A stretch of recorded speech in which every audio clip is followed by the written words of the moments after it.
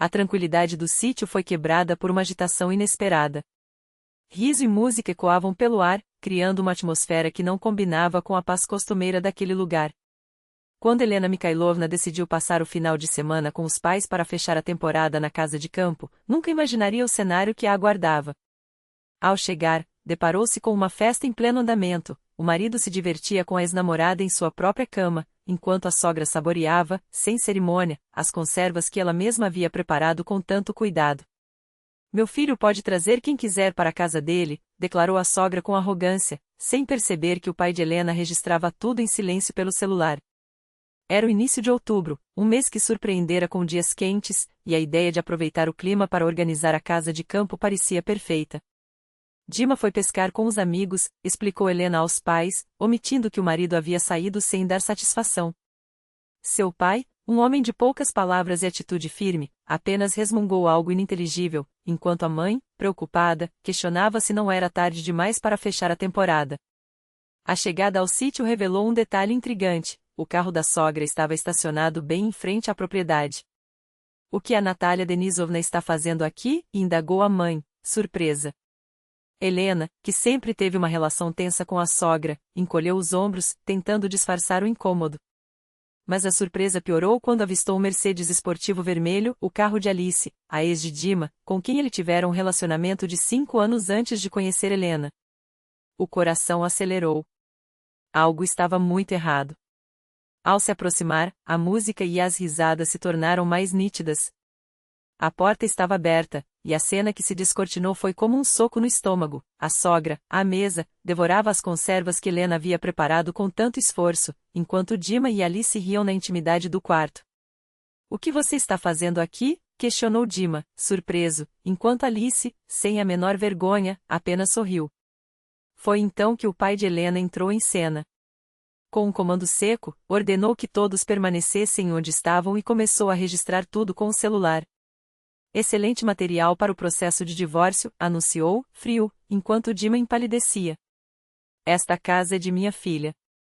Foi nosso presente de casamento. Vocês estão aqui ilegalmente."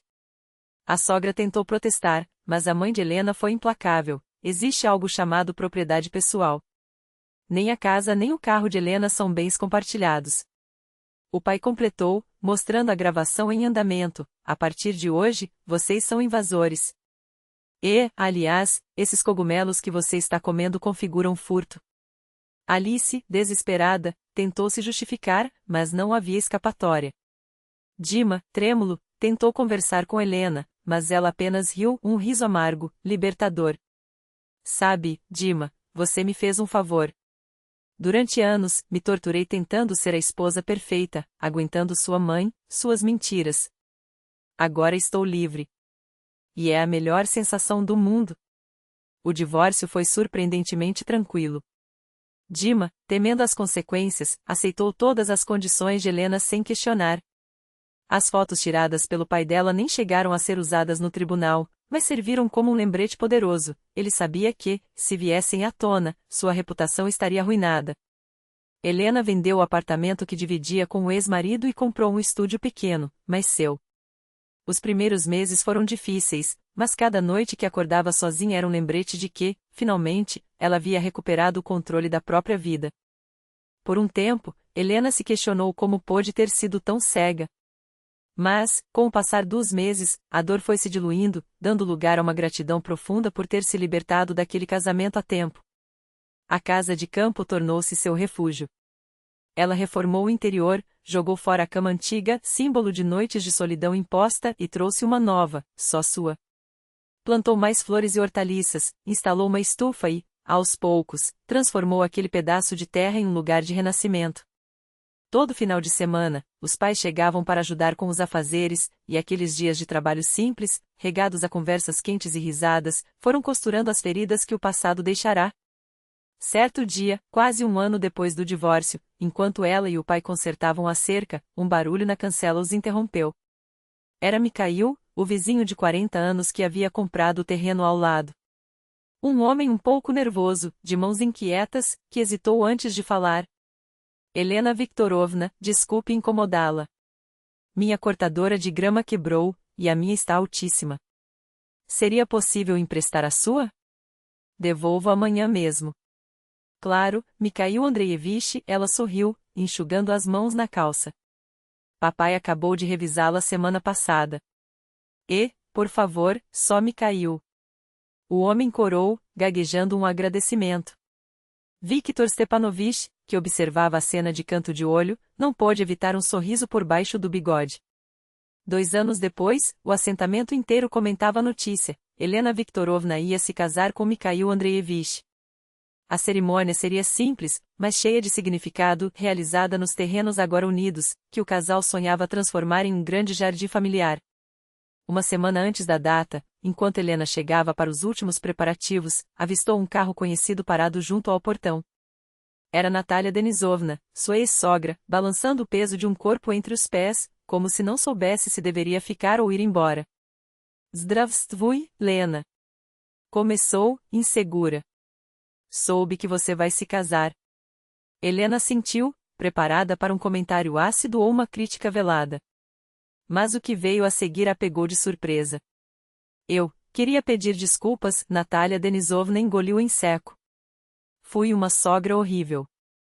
Defendi o Dima quando não deveria. Helena congelou. Em todos aqueles anos, nunca havia ouvido uma palavra de arrependimento daquela mulher. Ele se casou de novo, continuou Natalia, com um riso amargo. Com uma Alice. Igual a mim. Controla cada passo dele, critica tudo o que faz, arma cena por qualquer coisa. Ela sacudiu a cabeça. Agora vejo meu reflexo nela, e é aterrorizante. Helena permaneceu em silêncio, sem saber o que dizer. Não estou pedindo perdão, Natalia abanou as mãos. Só queria que soubesse, você merecia algo muito melhor. E, pelo que vejo, encontrou.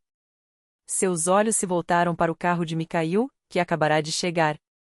Natalia estendeu então um pote de vidro, envelhecido pelo tempo. Lembra?